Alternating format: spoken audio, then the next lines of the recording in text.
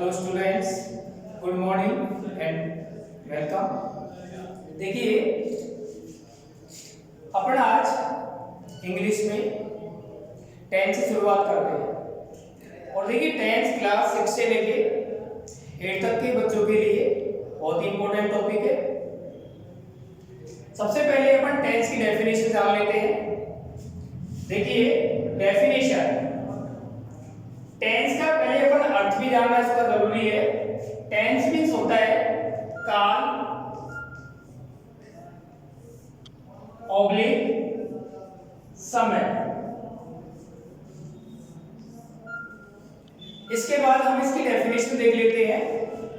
इसकी डेफिनेशन होती है a tense is the whole period of time.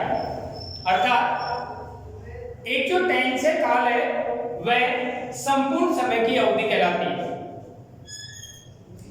इसके बाद हम इसके काइंड्स देख लेते हैं।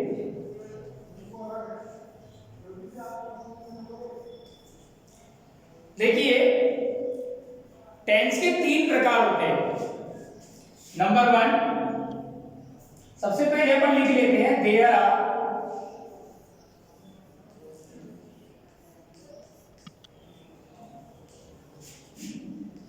three kinds of tense. There are 3 kinds of tense.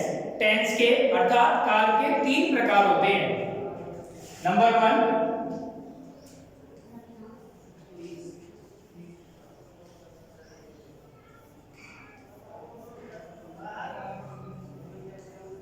Present tense. Present tense को हिंदी में वर्तमान काल कहते हैं।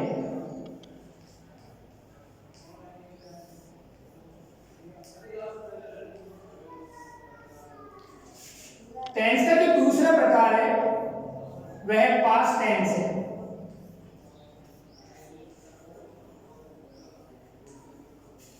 पास्ट टेंस को हिंदी में भूतकाल बोलते हैं।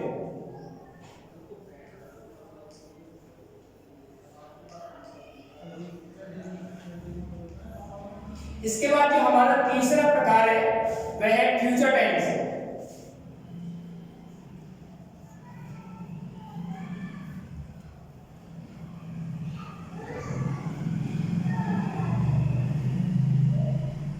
फ्यूचर टेंस को हिंदी में भविष्य काल बोलते हैं।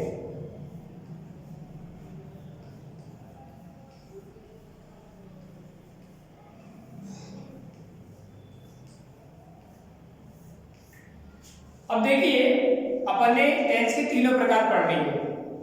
तीनों प्रकार पढ़ने के बाद में थोड़ी हम इनके बारे में जानकारी ले लेते हैं। वर्तमान काल है,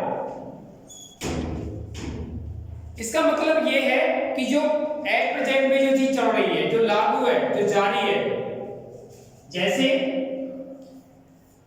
है, हु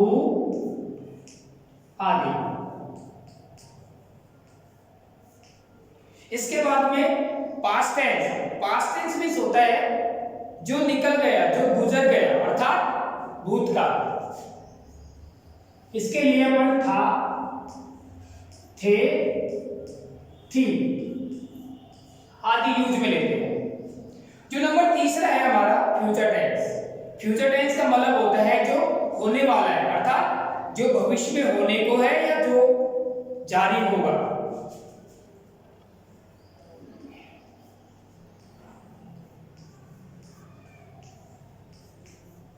फ्यूचर टेंस की पहचान हम गा, गे, गी इनसे करेंगे।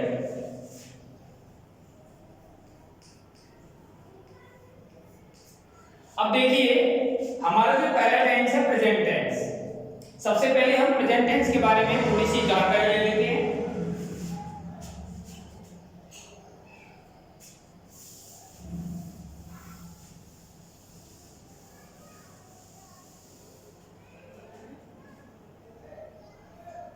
सबसे पहले इसके टाइप्स देख लेते हैं।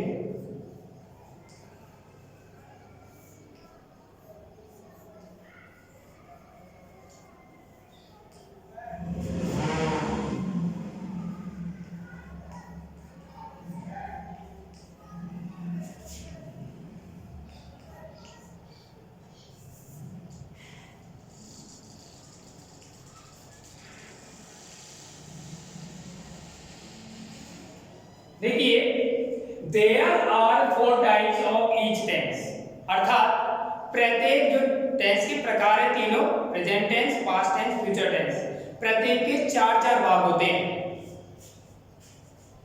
इसका जो पहला भाग है उसका नाम इंडेफिनिट टेंस है।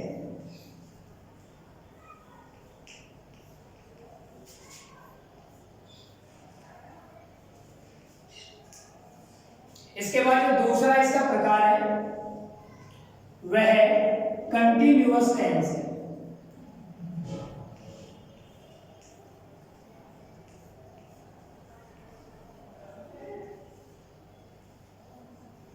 और जो इसका तीसरा प्रकार है वह परफेक्ट टेंस है।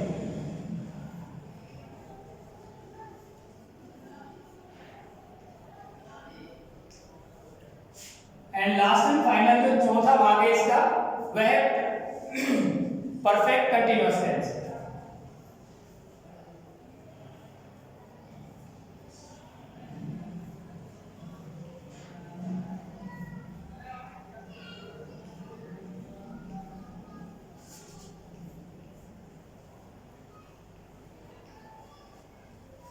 ये देखिए there are 4 types of each tense, प्रत्येक जो टेंस के प्रकार है उनके भी चार चार भाग है। अब जैसे अपन प्रेजेंट टेंस ले लेते हैं तो प्रेजेंट टेंस के जो चार भाग है वह प्रेजेंट इंडेफिनिट टेंस हो जाएगा, दूसरा जो भाग है इसका प्रेजेंट कंटीन्यूअस टेंस, इसका जो तीसरा भाग है वह प्रेजेंट परफेक्ट टेंस, और जो इसका लास्ट एंड फाइनल जो चौथा भाग है वह प्रेजेंट परफेक्ट कंटीन्यूअस टेंस। वैसे ही अगर आप पास्ट टेंस देख लो चाहे फ्यूचर टेंस देख लो, प्रत्येक के भी वही चार भाग होते हैं, लेकिन स्टार्टिंग में अपन को जैसे प्रेजेंट रखा है वैसे पास्ट रखना होगा और वैसे ही फ्यूचर रखना होगा। Okay,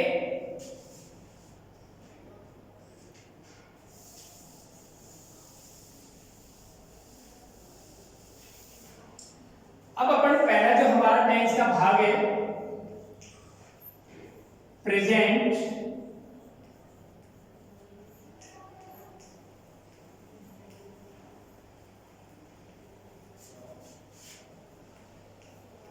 indefinite tense.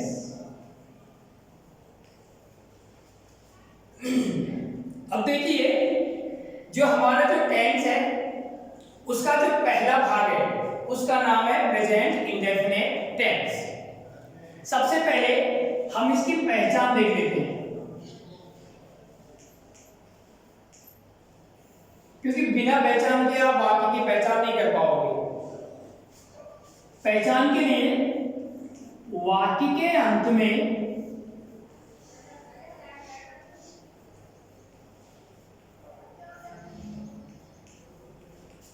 ता है,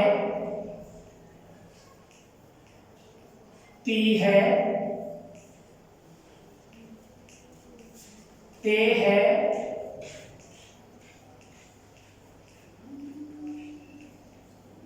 ताहू, ती हूं आदि। तो ये टेंस की पहचान हुई। अब टेंस की पहचान के बाद में अपन इसका स्ट्रक्चर में देख लेते हैं।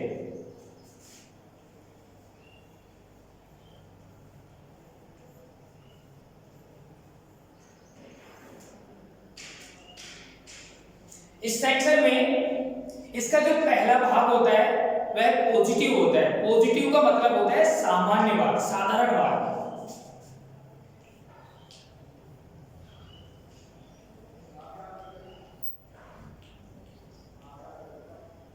Positive sentence. अब देखिए पॉजिटिव सेंटेंस के लिए सबसे पहले हम सब्जेक्ट रखेंगे। सब्जेक्ट मीन्स होता है कर्ता।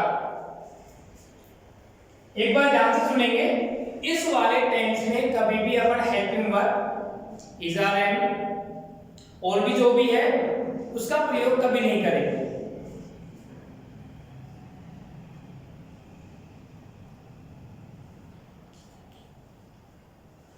सब्जेक्ट के बाद में हम वर्ब के फर्स्ट फॉर्म या उसके साथ एस या ईएस का प्रयोग करेंगे।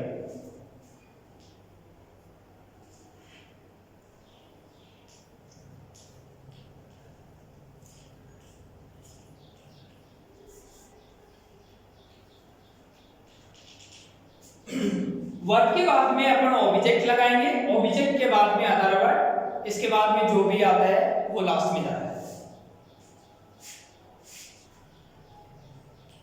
इसके बाद में जो सेकंड नंबर का वाक्य है वह नेगेटिव होता है। नेगेटिव का मतलब होता है नकारात्मक वाक्य, अर्थात हिंदी वाक्यों में, जिन हिंदी वाक्यों में नहीं आता है वह हमेशा नेगेटिव वाक्य होता है।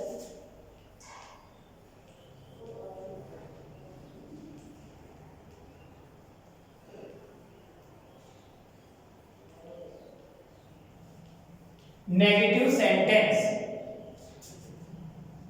इसमें सबसे पहले अपन सब्जेक्ट रखेंगे। सब्जेक्ट के बाद में एक बार ध्यान से सुनेंगे, इस वाले टेंस में अपन यदि वाक्य में नहीं आ रहा है तो नेगेटिव वाक्य बनाते समय अपन डू नॉट या डज नॉट का प्रयोग करेंगे। वैसे तो इसके जो भी नियम है मैं लिखवा दूंगा। डू नॉट का प्रयोग जो करता यू, दे, वी, आई या दो से अधिक, दो या दो से अधिक कर्ता अगर आते हैं तो उनके लिए अपन डू नॉट का प्रयोग करेंगे। और यदि कर्ता ही, सी, इट या किसी एक वचन कर्ता, जानवर, किसी का भी नाम आए तो उसमें हमेशा उसके साथ डज नॉट का प्रयोग करेंगे। तो सब्जेक्ट के बाद में do not oblique does not plus verb की फर्स्ट फॉर्म। यदि नेगेटिव वाक्य है तो अपन डू नॉट या डज नॉट का प्रयोग करेंगे। वैसे तो मैंने अभी बताया था यदि कर्ता एक वचन यानी ही, सी एक वचन करता है तो डज नॉट का प्रयोग होगा। यू, दे, वी, आई बहुवचन करता हो तो उसके साथ डू नॉट का प्रयोग होगा। इसके बाद में आने वाली जो क्रिया है वो हमेशा मेन वर्ब होगी, मुख्य क्रिया होगी, अर्थात वर्ब की फर्स्ट फॉर्म का प्रयोग करेंगे। प्लस ऑब्जेक्ट, इसके बाद में अपन अदर वर्ड का प्रयोग करेंगे।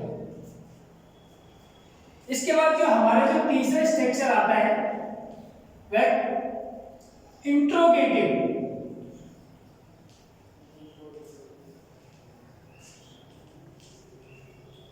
Interrogative sentence. इंट्रोगेटिव सेंटेंस का अर्थ होता है प्रश्नवाचक वाक्य। अब प्रश्नवाचक वाक्य कैसा? यदि मान लीजिए कोई भी वाक्य, कोई भी हिंदी वाक्य क्या से शुरू हो और वाक्य के अंत में क्वेश्चन मार्क्स आए तो वह वाक्य आपका इंट्रोगेटिव सेंटेंस होगा। अब इंट्रोगेटिव सेंटेंस बनाने के लिए सबसे पहले अपन helping verb do oblique does,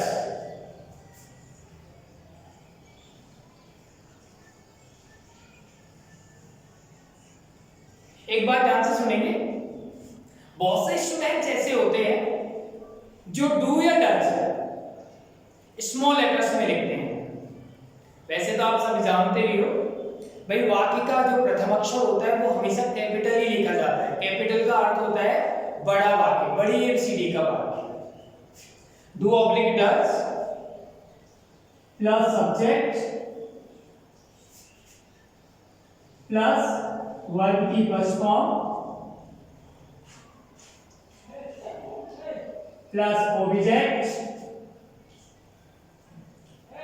plus other word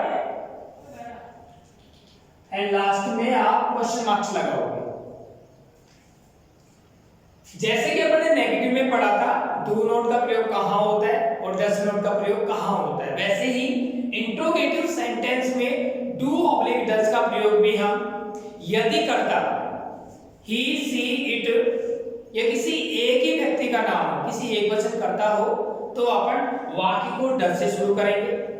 और यदि करता यू, दे, वी, आई या दो से अधिक करता आए तो अपन वाक्य को डू से स्टार्ट करके लास्ट में क्वेश्चन मार्क्स लगा देंगे। इसके बाद में स्ट्रक्चर, जो वाक्य स्ट्रक्चर का जो चौथा नंबर का वाक्य है वह इंट्रोगेटिव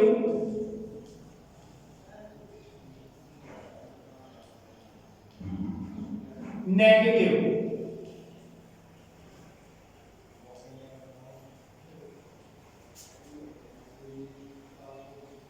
सेंटेंस। देखिए स्टूडेंट्स, जो हमारा जो चौथा स्ट्रक्चर का वाक्य है वह है इंट्रोगेटिव नेगेटिव सेंटेंस। इसका अर्थ होता है, इंट्रोगेटिव मींस होता है प्रश्नवाचक नकारात्मक वाक्य। अब प्रश्नवाचक कैसे? तो देखिए, यदि कोई भी हिंदी वाक्य क्या से शुरू हो और वाक्य में नहीं आया हुआ हो तो वह हमारा इंट्रोगेटिव नेगेटिव सेंटेंस कहलाएगा। इसके लिए सबसे पहले अपन do oblique does,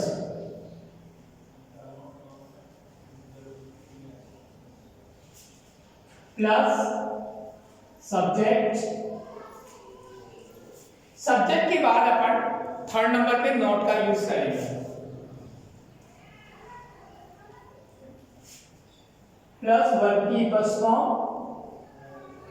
plus object, plus other word and question marks. तो ये देखिए, जो हमारा जो पहला वाला टेंस है प्रेजेंट इंडेफिनिट टेंस, उसका स्ट्रक्चर 4 प्रकार से चलता है। पहला number positive sentence. Positive sentence के लिए सबसे पहले सब्जेक्ट, सब्जेक्ट के बाद में अपन वर्ब की फर्स्ट फॉर्म, उसके साथ एस या ईएस। एक बार ध्यान से सुनिए, यदि करता ही सी इट एक वचन करता हो तो अपन वर्ब के साथ में एस या ईएस का प्रयोग करेंगे। अब कुछ स्टूडेंट्स ऐसे होते हैं जिनको ये पता नहीं है कि किस वर्ब के साथ में अपन एस का प्रयोग करेंगे, किस वर्ब के साथ में ईएस का प्रयोग करेंगे।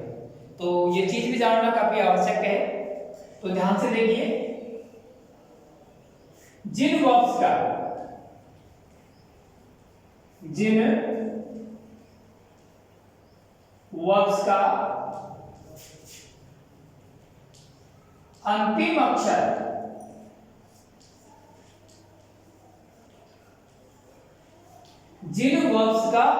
अक्षर S H, C H, X, O, Z आदि आए या आदि हो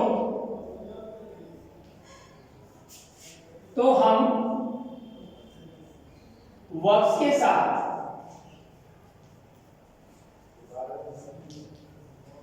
ईएस का प्रयोग करेंगे।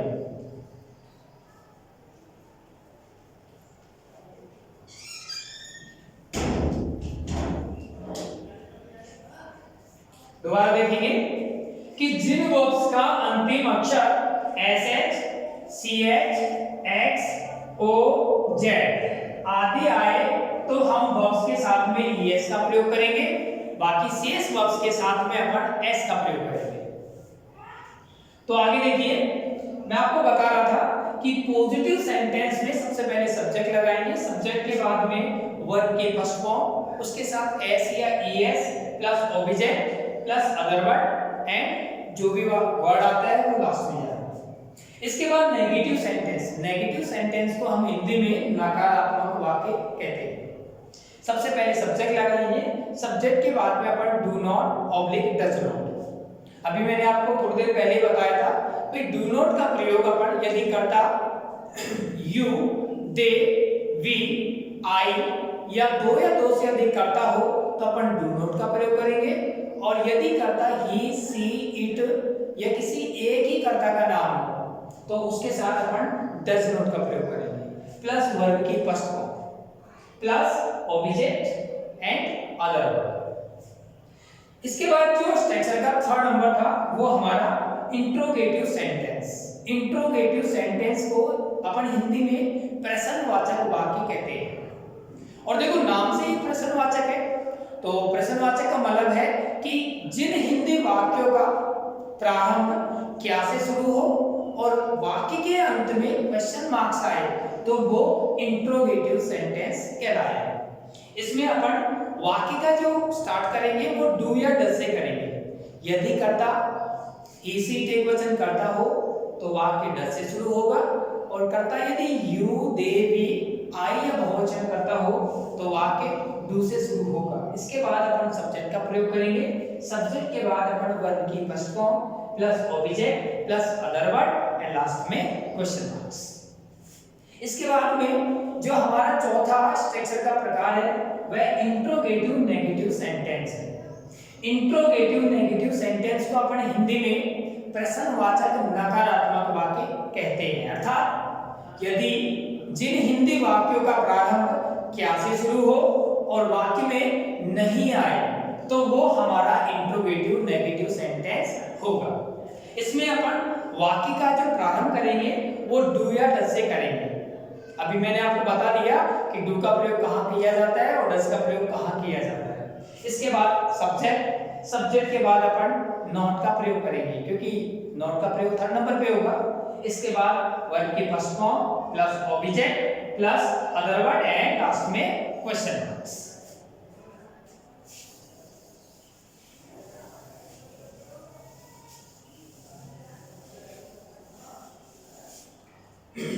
देखिए अक्सर बच्चों से परीक्षा में या किसी और अन्य व्यक्तियों के द्वारा क्वेश्चन किया जाता है, हिंदी में वाक्य पूछे जाते हैं और बच्चों से उसकी अंग्रेजी बनाने के बारे में बोली जाती है।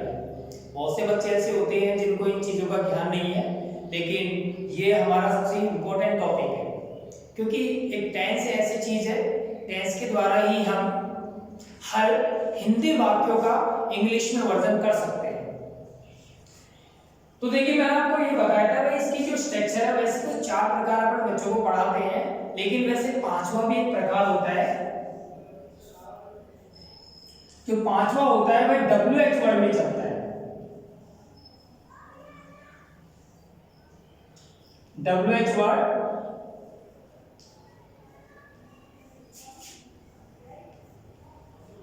Interrogative sentence.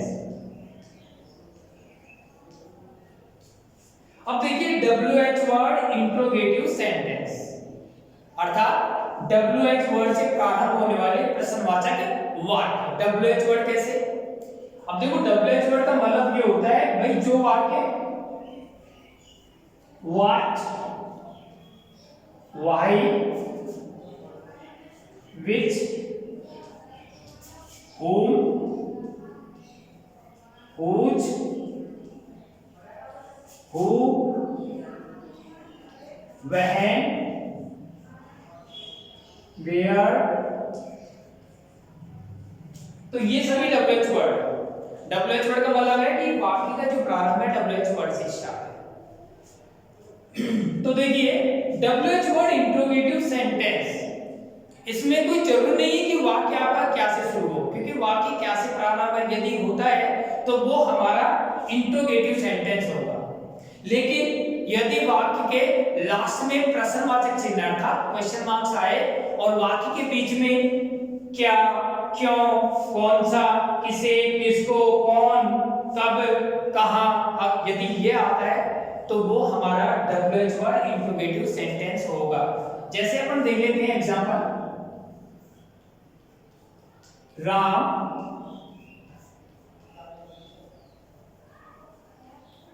विद्यालय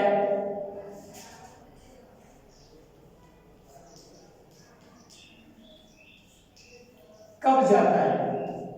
क्वेश्चन मार्क्स। अब देखिए बहुत से बच्चे ऐसे होते हैं जो इसकी पहचान नहीं कर पाते कि भाई कौन से टेंस के कौन सा वाक्य है, पता नहीं चलता उन्हें। तो अपन उनको ध्यान देखेंगे, वाक्य के अंत में तो क्वेश्चन मार्क्स आता है, तो ये चीज तो आप पहचान लीजिए भाई क्वेश्चन मार्क्स आ गया इसका मतलब ये इंट्रोगेटिव वाक्य है। और दूसरी बात, वाक्य में कब आ रहा है, क्योंकि कब को अपन इंग्लिश में वहन बोलते हैं और वहन एक WH वर्ड है, तो ये हमारा 5वां स्ट्रक्चर का 5वां वाक्य था WH वर्ड इंट्रोगेटिव सेंटेंस। अब इसका स्ट्रक्चर देख लेते हैं अपन। सबसे पहले अपन WH वर्ड का प्रयोग करेंगे। WH वर्ड के बाद में अपन डू ऑब्लिक डज, डू या डज का प्रयोग करेंगे। इसके बाद में अपन सब्जेक्ट का प्रयोग करेंगे। सब्जेक्ट के बाद में अपन वर्ब की फर्स्ट फॉर्म इसे आप मेन वर्ब भी बोल सकते हैं, अर्थात मुख्य क्रिया plus object plus other word and question marks. तो ये हमारा जो स्ट्रक्चर है 5वां नंबर का WH वर्ड इंट्रोगेटिव सेंटेंस का स्ट्रक्चर हुआ। सबसे पहले WH वर्ड का प्रयोग करेंगे। WH वर्ड के बाद में do oblique does plus subject, subject के बाद में वर्ब की first form plus object plus other word and last में क्वेश्चन मार्क्स।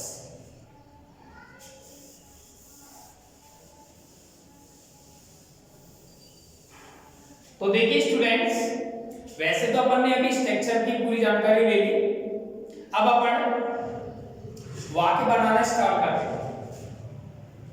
जैसे हमारा वाक्य है कि सीता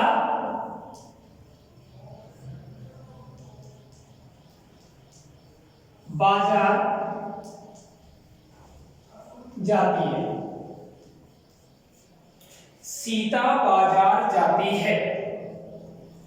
सबसे पहले अपन वाक्य की पहचान देख लेते हैं कि सीता बाजार जाती है। मैंने आपको स्टार्टिंग में बताया था, इसकी पहचान करने के लिए वाक्य के अंत में जाएंगे और वाक्य के अंत में देखो ती है। तो जिन वाक्यों का, जिन हिंदी वाक्यों का अंतिम अक्षर ता है, ती है, ते है, ता हूं, ती हूं, ते हूं आदि आए तो वो हमारा प्रेजेंट इंडेफिनिट टेंस का वाक्य होगा। दूसरी बात अपन ये भी देख लेते हैं वाक्य जो हमने अपने स्ट्रक्चर के जो 5 भाग पढ़े थे उनमें से कौन सा भाग हो सकता है। तो देखिए सीता बाजार जाती है, ये हमारा पहले नंबर का पॉजिटिव वाक्य है। पॉजिटिव वाक्य का मतलब है साधारण वाक्य, क्योंकि यदि वाक्य में कहीं नहीं भी नहीं है, ना वाक्य के स्टार्टिंग में क्या है ना लास्ट में क्वेश्चन मार्क्स है, इसका मतलब ये साधारण या पॉजिटिव वाक्य है। अब देखिए हम इसकी इंग्लिश बनाते हैं। सबसे पहले सब्जेक्ट लगाएंगे। सब्जेक्ट कौन है? सीता। सीता। इसके बाद में हमने आपको बताया था भाई इस वाले टेंस में कभी भी हेल्पिंग वर्ब इज आर का प्रयोग नहीं होता है। सीता के बाद यानी सब्जेक्ट के बाद अपन वर्ब का प्रयोग करेंगे। इसमें वर्ब जाना, जाना, तो जाने को इंग्लिश में बोलते हैं गो, गो। तो सीता गो। लेकिन एक बात ध्यान से सुनेंगे, मैंने आपको बताया था यदि कर्ता ही, सी, इट या किसी एक ही व्यक्ति का नाम है तो वर्ब के साथ में अपन एस या ईएस का प्रयोग करेंगे। अब देखिए सीता, सीता एक वचन करता है और एक वचन करता अपने साथ वर्ब में एक्स, एस या ईएस लेगा। दूसरी बात अपन ने पढ़ा था कि जिन वर्ब्स का अंतिम अक्षर S H, C H, X, O, Z आदि आए तो उनके साथ में अपन ईएस का प्रयोग करेंगे और बाकी वर्ब्स के साथ में एस का प्रयोग करेंगे। तो इस वाले वर्ब्स का जो अंतिम अक्षर है वह ओ है, इसका मतलब इसके पीछे अपन को ईएस जोड़ना है। कोच। और सीता कहां जाती है? बाजार जाती है। और देखिए बाजार, यदि कोई भी व्यक्ति किसी भी गंतव्य स्थान पर जाता है, अर्थात कहीं भी गंतव्य स्थान पे जाने के अर्थ के लिए हमेशा टू प्रेपोजिशन का ही प्रयोग किया जाता है। चाहे वो विद्यालय जाए, हॉस्पिटल जाए, पुस्तकालय जाए, जयपुर जाए, मंदिर जाए, बाजार जाए, कहीं भी जाए तो जाने के अर्थ के लिए हमेशा टू प्रेपोजिशन का प्रयोग किया जाता है। अधिकतर जो बच्चे होते हैं वो टू प्रेपोजिशन का प्रयोग नहीं कर पाते, लेकिन इस चीज की भी नॉलेज होना काफी जरूरी है। तो ध्यान देंगे, गोस के बाद में टू का प्रयोग करेंगे। टू मार्केट और लास्ट में फुल स्टॉप। और यदि मान लीजिए वाक्य में कि सीता बाजार नहीं जाती है, यदि वाक्य ये होता कि सीता बाजार नहीं जाती है तो इसका मतलब वाक्य हमारा नेगेटिव वाक्य होगा। नेगेटिव वाक्य का मतलब है नकारात्मक वाक्य, क्योंकि वाक्य में नहीं आया। तो जिन हिंदी वाक्यों में नहीं आता है वह नेगेटिव वाक्य कहलाता है। तो ध्यान देंगे अब इसकी इंग्लिश बनाने के लिए ध्यान दो। सबसे पहले सब्जेक्ट अपन ने सीता रख दिया। सीता के बाद में मैंने आपको बताया था भाई नेगेटिव वाक्य में सब्जेक्ट के बाद में डू नॉट या डज नॉट का प्रयोग करते हैं और उसके बाद आने वाली जो क्रिया है वो हमेशा मुख्य क्रिया होगी। तो ध्यान दो, सीता एक वचन करता है और एक वचन करता, यदि ही से इट एक वचन करता है तो अपन डज नॉट का प्रयोग करेंगे। सीता डज नॉट और इसके बाद में वर्ब भी मेन वर्ब है गो। तो Sita does not go to market, ये हमारा नकारात्मक वाक्य बन गया। और यदि मान लीजिए वाक्य के प्रारंभ में क्या आ जाए, यदि वाक्य के प्रारंभ में क्या आ जाए और वाक्य के अंत में क्वेश्चन मार्क्स आ जाए, वाक्य के प्रारंभ में क्या हो और वाक्य के अंत में क्वेश्चन मार्क्स हो, तो ये हमारा इंट्रोगेटिव सेंटेंस होगा। इंट्रोगेटिव सेंटेंस का मतलब है कि प्रश्नवाचक वाक्य। तो जिन हिंदी वाक्यों का प्रारंभ क्या से शुरू हो और लास्ट में क्वेश्चन मार्क्स हो तो वह हमारा इंट्रोगेटिव सेंटेंस कहलाएगा। अब इस प्रकार के वाक्य में देखेंगे सीता, क्योंकि ध्यान दो वाक्य के प्रारंभ में क्या है, इंट्रोगेटिव वाक्य, तो अपन डू या डज से वाक्य को प्रारंभ करेंगे। सीता एक वचन करता है, यदि सिंगुलर करता है तो अपन डज का प्रयोग करेंगे और यदि प्लूरल हो यू दे वी आई या प्लूरल नाउन्स हो तो अपन डू का प्रयोग करेंगे। तो वाक्य के स्टार्टिंग में अपन डज का प्रयोग करेंगे, डज। इसके बाद में सब्जेक्ट सीता, फिर इसके बाद में मेन वर्ब लगाएंगे। मेन वर्ब है जाना गो टू मार्केट और लास्ट में क्वेश्चन मार्क्स। इंट्रोगेटिव वाक्य में हमारा जो चौथा प्रकार आया था स्ट्रक्चर का वह था इंट्रोगेटिव नेगेटिव, अर्थात वाक्य क्या से शुरू और वाक्य के बीच में नहीं का प्रयोग हो। तो क्या सीता बाजार, और यहां पर अपन नहीं हो लगाएंगे, तो क्या सीता बाजार नहीं जाती है। वाक्य के स्टार्टिंग में क्या और वाक्य के बीच में नहीं आ रहा है, तो ये हमारा इंट्रोगेटिव नेगेटिव वाक्य होगा। इस प्रकार के वाक्य में अपन थर्ड नंबर पे नॉट का प्रयोग करेंगे। तो देखिए सीता एक वचन है, वैसे भी तो एक वचन के साथ में डज का प्रयोग हो गया। डज के बाद में अपन सीता सब्जेक्ट आ गया, इसके बाद में नॉट का प्रयोग करेंगे, अर्थात वर्ब से पहले अपन नॉट का प्रयोग करेंगे। तो ये हमारा इंट्रोगेटिव नेगेटिव सेंटेंस होगा। एक बात और देख लेते हैं।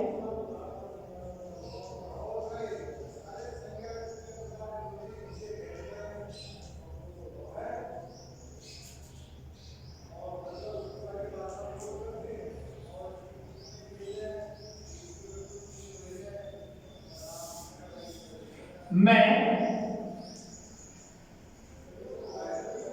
प्रतिदिन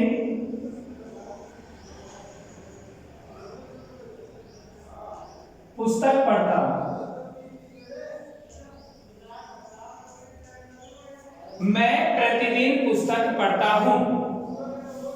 तो देखिए मैं, ये तो हुआ सब्जेक्ट। इसके बाद में प्रतिदिन, प्रतिदिन एडवर्ब, जो पुस्तक है ऑब्जेक्ट, पढ़ना वर्ब, ठीक है। और सबसे पहले अपन देख लेते हैं वाक्य किस प्रकार का है कि मैं प्रतिदिन पुस्तक पढ़ता हूं। पॉजिटिव वाक्य है, क्योंकि वाक्य में कहीं पर नहीं आया है, न वाक्य के अंत में क्वेश्चन मार्क्स है, तो ये हमारा पॉजिटिव सेंटेंस है। सबसे पहले पॉजिटिव वाक्य के लिए अपन सबसे पहले सब्जेक्ट रखेंगे। अब यहाँ पे सब्जेक्ट कौन है, मैं को इंग्लिश में बोलते हैं भैया आई। और देखिए आई प्रेजेंट इंडेफिनिट टेंस के अंदर आई को प्लूरल नाउन माना जाता है, और यदि प्लूरल नाउन है तो हमेशा वर्ब की फर्स्ट फॉर्म। आई इसके बाद वर्ब, वर्ब है बेटा पढ़ना, पढ़ने को इंग्लिश में बोलते हैं रीड।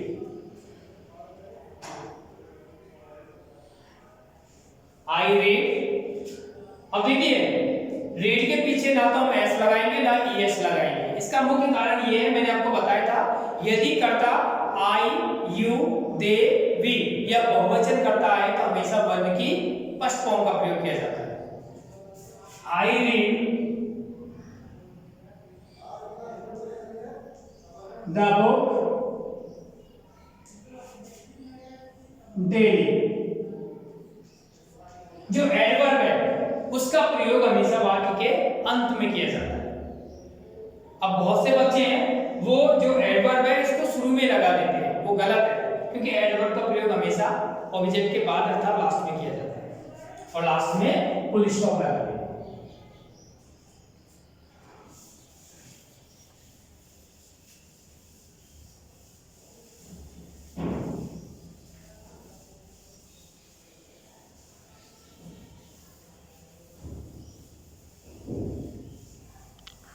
चलिए अपन ने आज जो हमारा पहला टेंस था प्रेजेंट इंडेफिनिट टेंस उसको पढ़ भी लिया है। तो आप लोगों को मैं कुछ वाक्य दे रहा हूँ, तो प्लीज आप लोग घर पर इसे बनाने की कोशिश करें। वैसे मैंने आप लोगों को वर्ब्स में पहले ही पीडीएफ बना के भेज दी है, अगर आपको वर्ब संबंधी कोई भी अगर प्रॉब्लम आए तो आप उसमें से हेल्प ले सकते हैं। तो देखिए हमारा पहला ये होमवर्क है आपका, जो हमारा पहला वाक्य है, रवि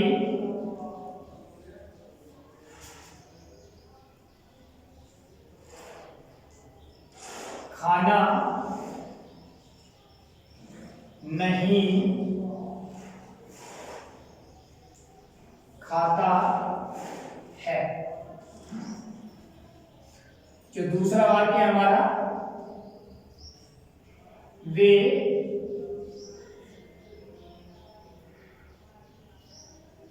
क्रिकेट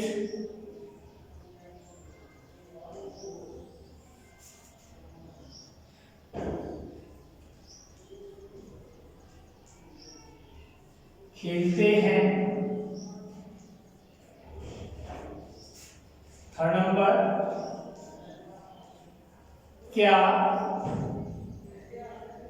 तुम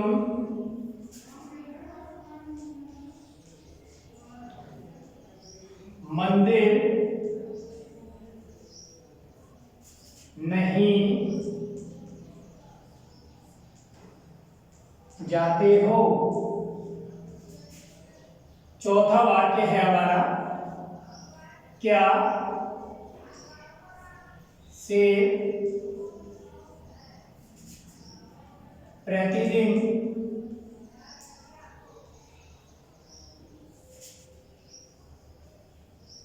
दहाड़ता है।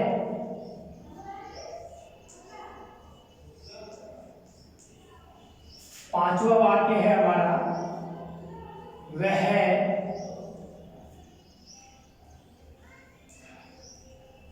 मंदिर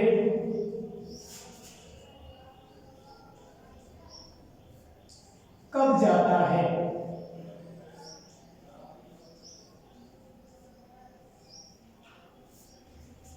तो पहला वाक्य है हमारा, रवि खाना नहीं खाता है, वे क्रिकेट खेलते हैं, क्या तुम मंदिर नहीं जाते हो, क्या शेर प्रतिदिन दहाड़ता है, और जो हमारा पांचवा वाक्य है, वह मंदिर कब जाता है।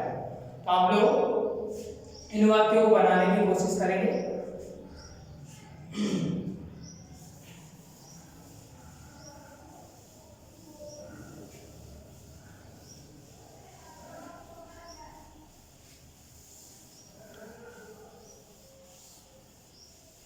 चलिए इसके बाद हम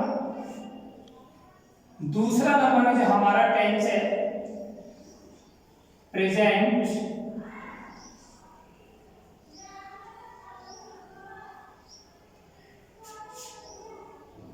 कंटिन्यूअस टेंस,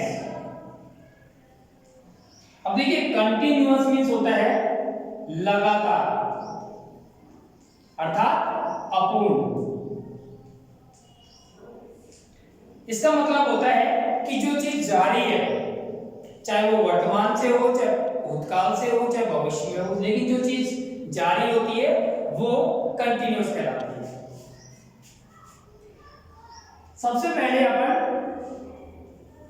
इसकी पहचान देख लेते हैं कि जिन हिंदी वाक्यों के अंत में रहा है, रही है,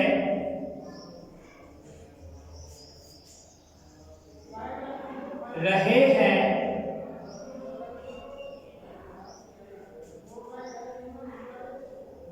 रहा हूं, रही हूं आदि। तो इसकी पहचान देख लेते हैं कि जिन हिंदी वाक्यों के अंत में रहा है, रही है, रहे हैं, रहा हूं, रही हूं आदि आए तो वह प्रेजेंट कंटिन्यूअस टेंस का वाक्य होगा। इसके बाद अपन प्रेजेंट इंडेफिनिट टेंस की तरह प्रेजेंट कंटिन्यूअस टेंस के स्ट्रक्चर भी पढ़ लेते हैं।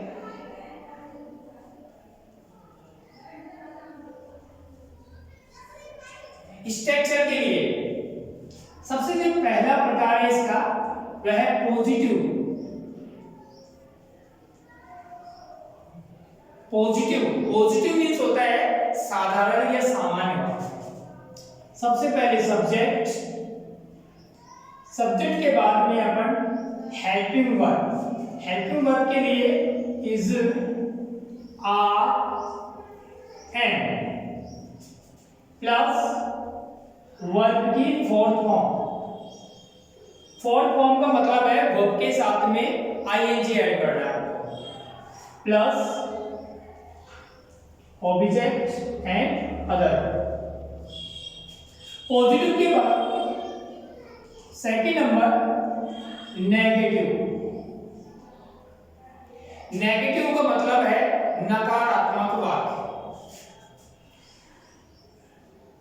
इसमें सबसे पहले अपन सब्जेक्ट के बाद में helping verb is, are, and इजारत के बाद में अपन नॉट का प्रयोग करेंगे, क्योंकि नॉट का जो प्रयोग होता है वो थर्ड नंबर पे किया जाता है। नॉट के बाद वर्ब की फोर्थ फॉर्म अर्थात वर्ब के साथ में आईएनजी जोड़ना है, plus object and other. Third number interrogative sentence. Interrogative sentence का अर्थ होता है प्रश्नवाचक वाक्य। इसमें सबसे पहले अपन इज, आर, एंड। सबसे पहले अपन इज, आर, एंड इनका प्रयोग करेंगे। इसके बाद सब्जेक्ट प्लस वर्ब की फर्स्ट फॉर्म के साथ में ING plus object and other word के लास्ट में अपन क्वेश्चन मार्क्स का भी प्रयोग करेंगे। इसके बाद फोर्थ नंबर इंट्रोगेटिव नेगेटिव का अर्थ होता है प्रश्नवाचक नकारात्मक वाक्य।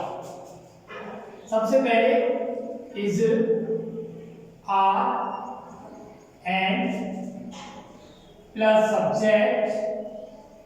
सब्जेक्ट के बाद में अपन नॉट का प्रयोग करेंगे। नॉट के बाद वर्ब की फर्स्ट फॉर्म के साथ आईएनजी अर्थात वर्ब की फोर्थ फॉर्म का प्रयोग होगा, plus object and other word और लास्ट में क्वेश्चन मार्क्स का प्रयोग करेंगे। लास्ट एंड फाइनल नंबर 5 है WH वर्ड इंट्रोगेटिव वाक्य। इसमें सबसे पहले अपन WH वर्ड का प्रयोग करेंगे। WH word plus is RN plus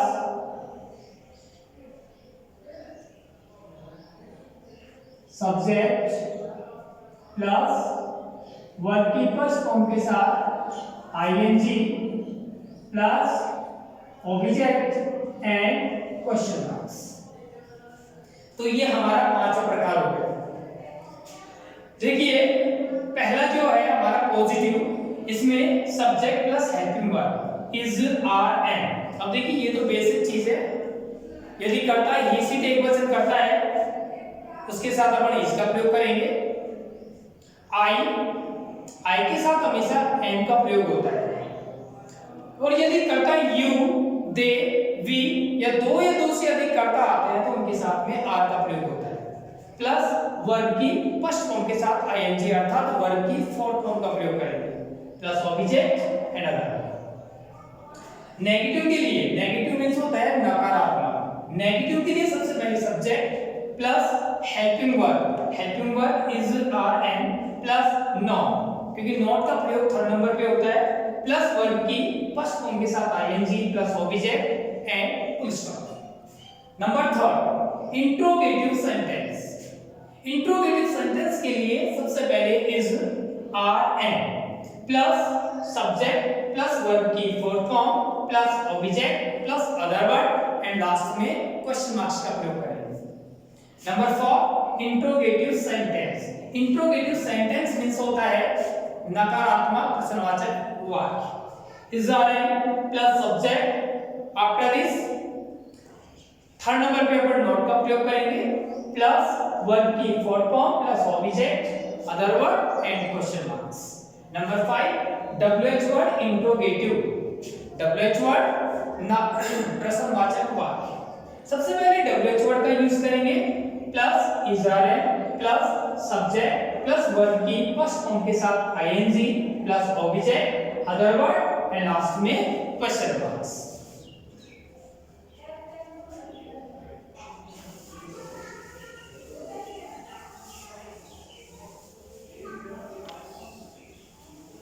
हाँ तो देखिए अपन ने इसकी स्ट्रक्चर पढ़ लिए है और इजारत का आपको प्रयोग भी बता दिया।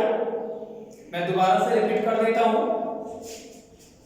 यदि करता ही, सी, इट या एक वचन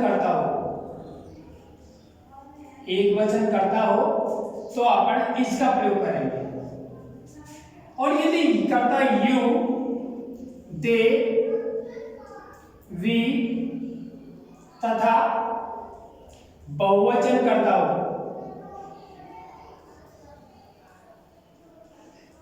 इनके साथ अपन आर का प्रयोग करेंगे और आई के साथ हमेशा एन का प्रयोग होता है।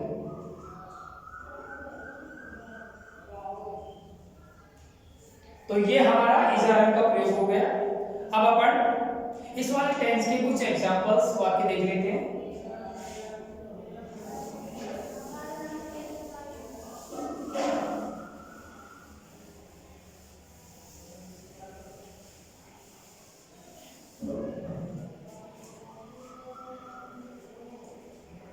एग्जाम्पल नंबर 1, मैं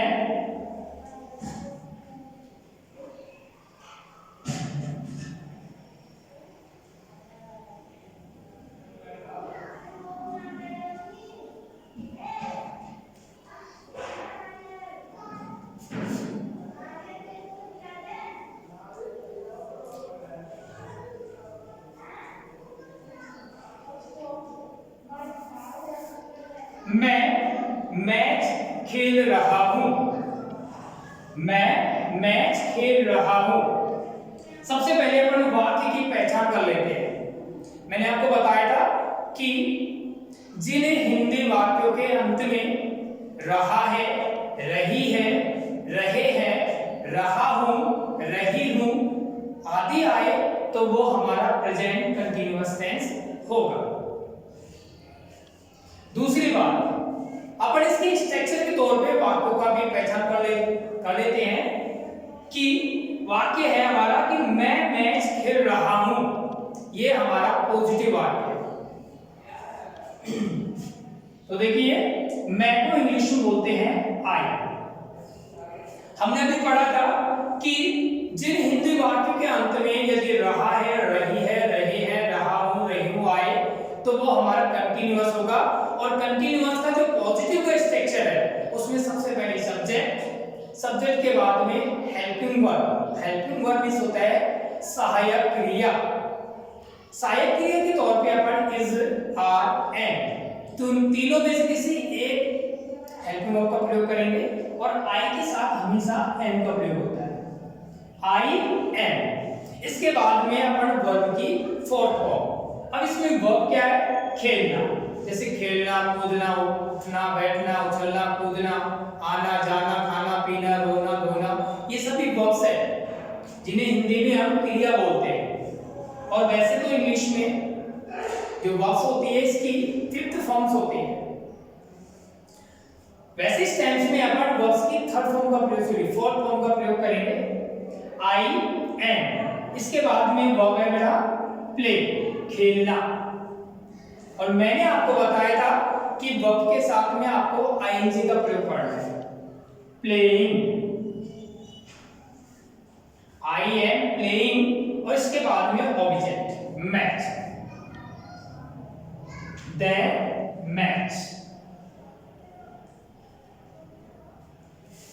तो I am playing the match, last में फुल स्टॉप। फुल स्टॉप को हमेशा लाइन पे लगाते हैं, बहुत से बच्चे सामने लगाते हैं लेकिन वो रॉन्ग है। आपको हमेशा फुल स्टॉप लाइन पे लगाना पड़ता है, लगाना चाहिए। अब जैसे मान लीजिए वाक्य, अगर वाक्य में होता है कि मैं मैच नहीं खेल रहा हूं, अब देखिए नहीं आते ही ये हमारा नेगेटिव वाक्य बनेगा। और नेगेटिव वाक्य के लिए हमने आपको बताया था कि आप थर्ड नंबर पे नोट लगा लेंगे, आई एम के बाद में आप नोट लगा दीजिए, तो ये हमारा नेगेटिव वाक्य बन गया। और यदि मान लीजिए वाक्य के स्टार्टिंग में क्या आ जाए कि क्या मैं मैच खेल रहा हूं, क्या मैं मैच खेल रहा हूं, तो ये हमारा इंट्रोगेटिव सेंटेंस और लास्ट में क्वेश्चन मार्क्स, तो ये हमारा इंट्रोगेटिव सेंटेंस हो गया। इसके लिए अपन क्या करेंगे, जो सहायक क्रिया है इज है, इसको वाक्य के स्टार्टिंग में रख देंगे, अर्थात वाक्य के प्रारंभ में सहायक क्रिया को रख देंगे। अब यहाँ पे एम है, मैंने आपको बताया था कि किसी भी वाक्य का जो प्रथम अक्षर होता है वो हमेशा कैपिटल में ही लिखा जाता है, am I playing the match and question marks, ये हमारा इंट्रोगेटिव सेंटेंस बन गया। और यदि वाक्य होता कि क्या मैं मैच नहीं खेल रहा हूं, तो आपको क्या करना है, थर्ड नंबर पे नॉट लगाना है, यानी सब्जेक्ट के बाद और वर्ब से पहले आपको नॉट का प्रयोग करना है। Am I not playing the match. यदि वाक्य आ जाए आपके, मेरी माताजी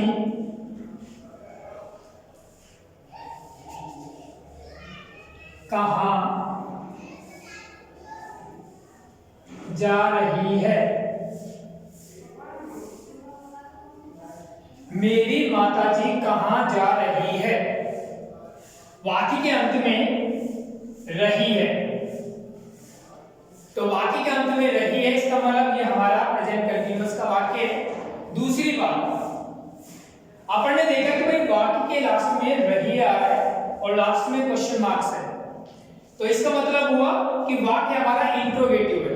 लेकिन इंट्रोगेटिव तो है, लेकिन वाक्य के प्रारंभ में क्या भी नहीं है, इसका मतलब होगा कि वाक्य में कहीं ना कहीं डब्ल्यूएच वर्ड का अर्थ मिलेगा, अर्थात कहां आ रहा है, इसका मतलब ये हमारा डब्ल्यूएच वर्ड इंट्रोगेटिव, तो ये हमारा डब्ल्यूएच वर्ड इंट्रोगेटिव सेंटेंस है। और मैंने आपको बताया था WH वर्ड इंट्रोगेटिव सेंटेंस के लिए सबसे पहले WH वर्ड कहाँ, कहाँ को इंग्लिश में अपन वेयर बोलते हैं, WHERE वेयर। इसके बाद में अपन सब्जेक्ट हो, इसके बाद अपन हेल्पिंग वर्ब के लिए अपन को देखना है मेरी माताजी सिंगुलर है और सिंगुलर के साथ हमेशा इज आर का प्रयोग होता है, वेयर इज। इसके बाद में सब्जेक्ट है मेरी माताजी मींस माय मदर, तो वेयर इज माय मदर।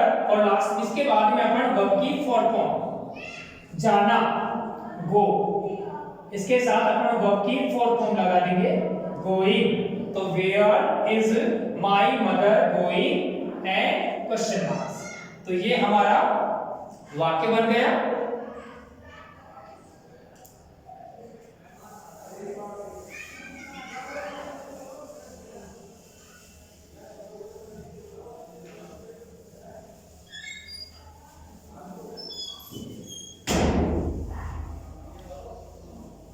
हाँ जी, तो देखिए स्टूडेंट्स, आज अपन ने प्रेजेंट इंडेफिनिट टेंस व प्रेजेंट कंटीन्यूअस टेंस के बारे में पढ़ा। आप लोग घर पर रह करके इन वाक्यों को बनाने की कोशिश करें, पढ़ें, और अगर कोई भी प्रॉब्लम हो तो आप आसपास में अपने स्टूडेंट्स, अपने जितने भी दोस्त हो, अपने स्कूल के कोई बच्चे हो, तो उनसे आप इस चीज के बारे में सॉल्यूशन ले सकते हैं। थैंक्स, धन्यवाद।